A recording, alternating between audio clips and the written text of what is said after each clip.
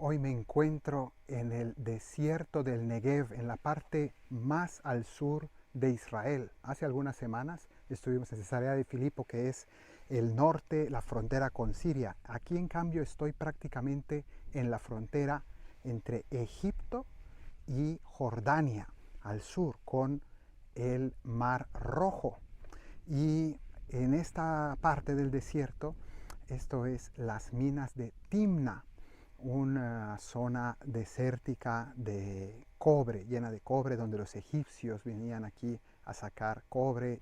Pues aquí, en este paisaje impresionante, es donde quisiera compartir con ustedes el Evangelio de este domingo, y vamos a ir recorriendo y caminando por aquí. Hay un silencio majestuoso en este lugar, realmente impresiona el silencio que uno encuentra en este lugar, enorme, es un paisaje inmenso, como un mar de piedra, de arena, de rocas, de soledad. Estoy aquí completamente solo y es impresionante. Pues en este lugar creo que se presta muy bien para meditar el Evangelio dominical. Y lo que quiero compartir con ustedes es esta parábola que hoy nos presenta San Mateo. En la liturgia de hoy la iglesia nos la presenta por cuenta de San Mateo. Y es la parábola de los jornaleros, o del jornalero de la última hora. Más o menos, ¿qué cuenta? Para recordar un poco la historia. Dice Jesús en esta parábola que un hombre que tenía unos campos, una viña, salió a contratar obreros o agricultores, jornaleros, que fueran a trabajar a su viña. Y en la mañana salió y contrató a algunos que fueron a trabajar todo el día y pactó con ellos un sueldo. Y después, más tarde, a mediodía, salió de nuevo y de nuevo contrató a otros más que fueran para trabajar lo que quedaba de la jornada. Y así fue en varios momentos a buscar gente que estaba sentada en la plaza del pueblo, esperando que alguien los contratara, y seguía contratando y se iba haciendo más tarde, hasta que al final, a la última hora, prácticamente al final, llegó y contrató a algunos cuando prácticamente ya estaba oscureciendo, lo cual era absurdo, ¿no? Porque ya no había más trabajo, ya no había luz. Y sin embargo, a última hora también contrata a algunos que llegaron al final de la jornada y trabajaron muy poquito.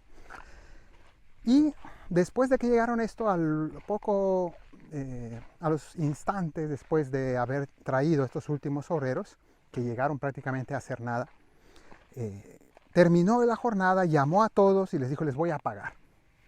Y entonces empieza a pagar, llamó a los primeros y les dio el pago convenido. Y llamó a los segundos y les dio el mismo pago que a los primeros.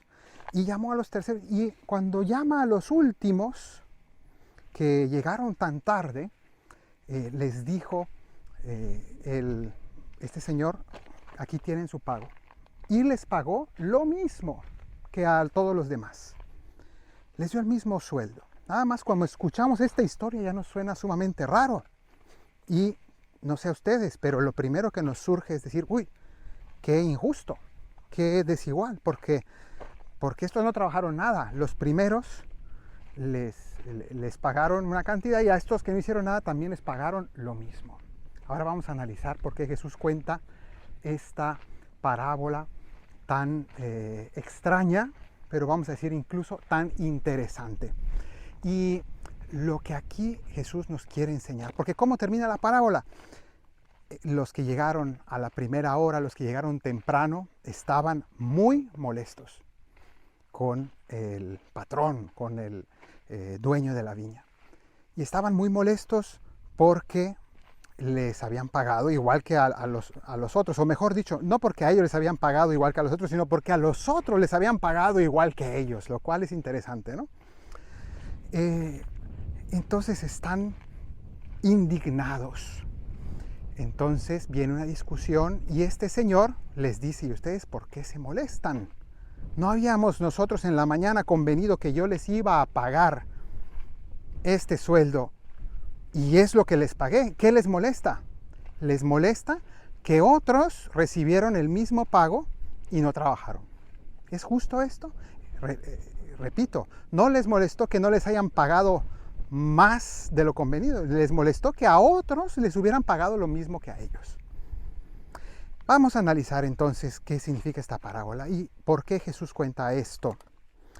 Estamos en un contexto de la iglesia cuando Mateo refiere estas palabras, esta parábola de Jesús. Mateo la está contando porque hay unos cristianos que vienen del judaísmo y que son personas que han cumplido la ley de Moisés.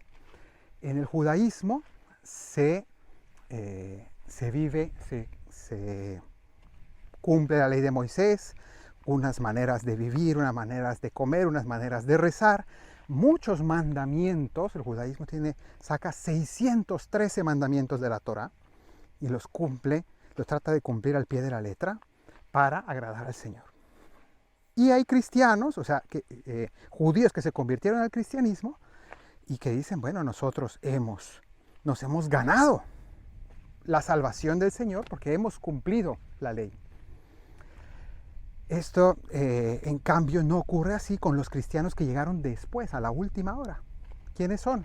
Los paganos, los pueblos no judíos, que también son llamados a la iglesia. El Señor los llama a la salvación, entran en la iglesia, no han cumplido todas las prescripciones de comer de ciertas maneras, evitar ciertas comidas prohibidas, purificarse, un montón de prohibiciones. No han cumplido nada de eso y el Señor los llama a la iglesia y les da la salvación, la misma salvación que a los de la primera hora. Entonces, hay cristianos en la iglesia de los primeros siglos, que se sienten indignados porque dicen, oigan, ¿por qué Dios les va a dar el mismo premio a ellos si nosotros llevamos siglos, no el individuo, sino el pueblo de Israel lleva siglos esforzándose por cumplir la voluntad de Dios y luego llegan estos que no han hecho nada y les dan la misma salvación? Y eso a mí no me agrada. Imagínense la actitud. Entonces el Señor está queriendo decir, a ver, ¿y a ti qué te molesta? Yo te estoy dando la salvación prometida y te vas, y la frase que dice la parábola es interesante, le dice, y tú me vas a ver con malos ojos porque yo soy bueno, porque en el fondo lo que te molesta es que yo sea bueno con él, no que yo sea malo contigo, sino que para ti lo que sientes como injusticia es que yo sea bueno con el otro. ¿Te das cuenta de ese sentimiento tan negativo? Bueno, ¿cómo se llama ese sentimiento negativo? Se llama envidia, ¿no? Entonces la frase es interesante porque dice, me vas a ver con malos ojos porque yo soy bueno. Malos ojos es la expresión en griego que traducimos al latín como envidia, video, ver mal. Envidia significa ver con maldad a otra persona. Entonces, ¿qué es la envidia? Precisamente cuando yo veo un bien en alguien, veo que alguien tiene más que yo, veo que alguien es premiado, veo que a alguien le pasa algo bueno y a mí, el ver eso me sienta mal. Siento algo negativo por el bien que le pasa a otro. Eso es algo horrible, un sentimiento espantoso. ¿Cómo yo me voy a entristecer y me voy a molestar porque a otro le vaya bien o le vaya mejor que a mí? Sin embargo, somos pecadores y ese sentimiento aflora en el corazón humano tristemente. Y eso se llama envidia. Y de ahí viene la superstición de lo que algunos llaman el mal de ojo, ¿no? Que es cuando alguien hace la superstición de que alguien maldice a otro con sus ojos por ver el bien, por sentir envidia, ¿no? Veo el bien de alguien y entonces le deseo el mal, ¿no? Eso es una superstición muy común en todos los pueblos, que se le llama así mal de ojo, que en el fondo es maldición de la envidia. Un sentimiento sumamente triste. Bueno, pues eso está mencionado aquí. ¿Qué lecciones podemos sacar de todo esto que acabamos de decir? Primero, el Señor aquí nos está diciendo, la salvación de Dios es gratuita. Gratuita significa que es un regalo de Dios. Nosotros no nos ganamos la salvación, el amor de Dios. El amor de Dios es un regalo de su bondad y Él se lo da a quien quiere. Nadie puede decir, yo me merezco ser salvado por Dios, yo me merezco un premio de Dios porque yo soy muy bueno, porque yo voy a misa, porque yo rezo el rosario, porque yo hago tal o cual cosa. Si uno siente eso, mal asunto, porque el Señor no nos ha dado una salvación como un pago, sino como un regalo. Y esta parábola, por tanto, tiene ese contenido de recordarnos, ¿sabes qué? Nadie tiene derecho a nada ante Dios. Todo, ya nos ha dado la vida. Y cualquier cosa que nos dé a partir de la vida y lo que le siga, todo lo que nos dé, hay que agradecerlo, hay que recibirlo con gratitud, porque no nos merecemos nada. Lo que nos dé el Señor es más de lo que merecemos. Lo que sea que nos dé el Señor es más de lo que merecemos. Entonces, esa actitud de humildad la necesitamos todo. Y aquí esta parábola nos la enseña. Y segundo, nos enseña a no compararnos con los demás. ¿Por qué dejamos que afloren en nosotros esos sentimientos al ver que a otro le va mejor o que Dios ha sido bueno con otros? Y entonces inmediatamente pensamos, ¿y por qué a mí no? Pero el problema de pensar por qué a mí no es porque dejo de ver el bien que Dios sí me ha dado y me concentro solo en lo que a mí no me dio que al otro sí. En este caso, no es que pagó más a los otros, sino que les pagó lo mismo habiendo evitado el trabajo, o sea, sin trabajar. Entonces, en cierto sentido, tuvieron un plus. Y entonces eso les entristece. A nosotros no nos puede entristecer el bien que ocurra a nuestro prójimo.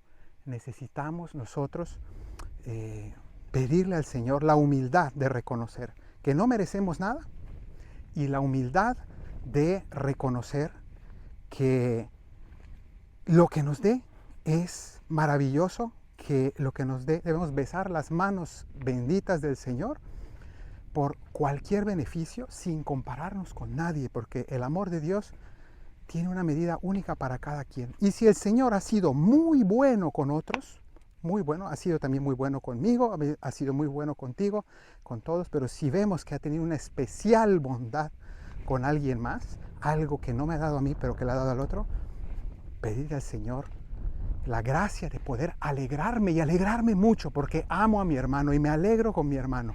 No me entristezco del bien que le pasa al otro, no permito que la envidia corroa mi corazón, porque es un sentimiento vil y rastrero. Pidámosle al Señor que nos dé la humildad de recibir todo con agradecimiento, con gratitud de sus manos benditas. Que el Señor te bendiga desde Sion, el que hizo cielo y tierra, en el nombre del Padre, y del Hijo, y del Espíritu Santo. Amén.